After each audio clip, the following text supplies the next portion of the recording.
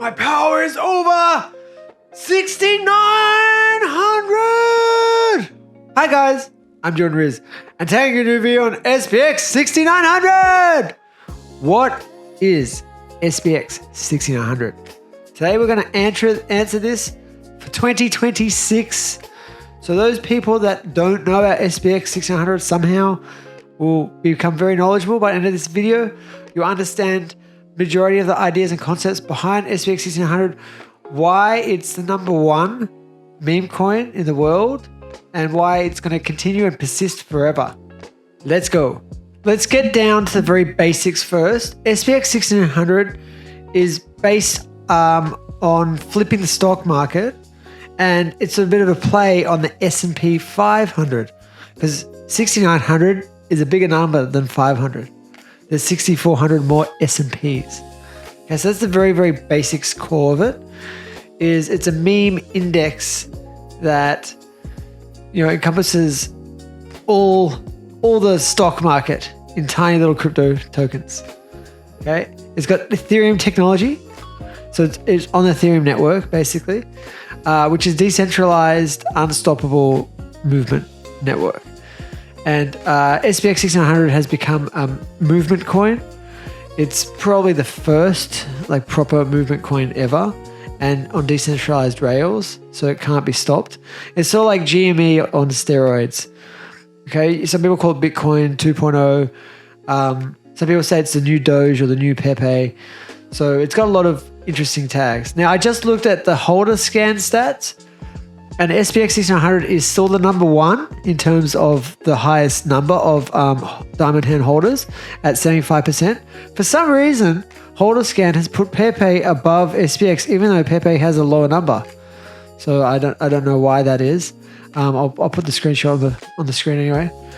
But yeah, so basically SPX6900 has the highest diamond hands. It has bingo, all of last year when it was pretty much a down market, SPX6900 grew in holders. We started the year with 150,000 holders in 2025, and we ended the year with 220,000 holders. Okay, so we gained 70,000 holders throughout basically a bear market or a bear year. And just in comparison, many other tokens like Pepe, if it actually went down in holders during that time period.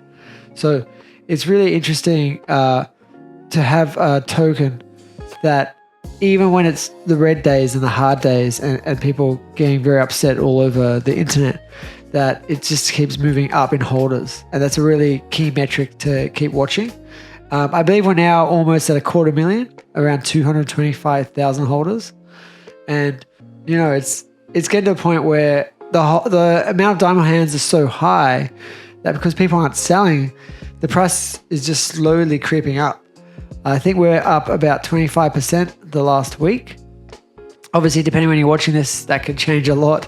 It can run up 100% in a day. That's not a problem. It's done it before, more than that.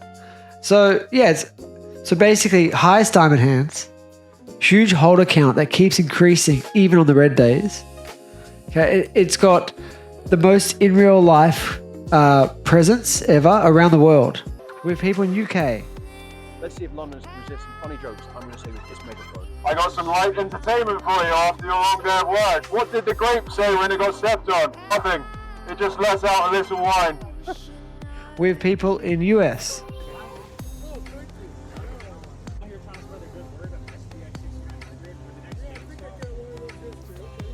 With people in Nigeria.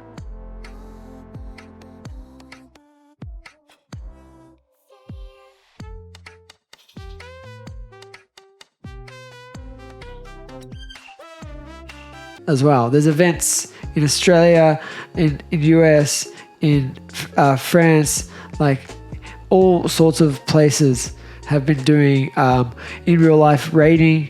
We've had just amazing people all over the world. I actually run the merch store for SPX6900gear.com is the one I run, and you can buy this t-shirt there.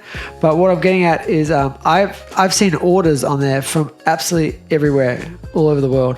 So we don't have that's the thing with this. GME for GameStop was basically really consolidated in US.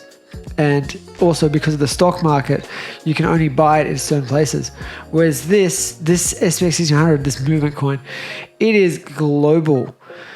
Do you know how big that's going to be? Like, it is already getting huge, and it's going to be absolutely insanely big. So, there's a Bitcoin conference now. We're going to have huge SPX1600 conferences in the future.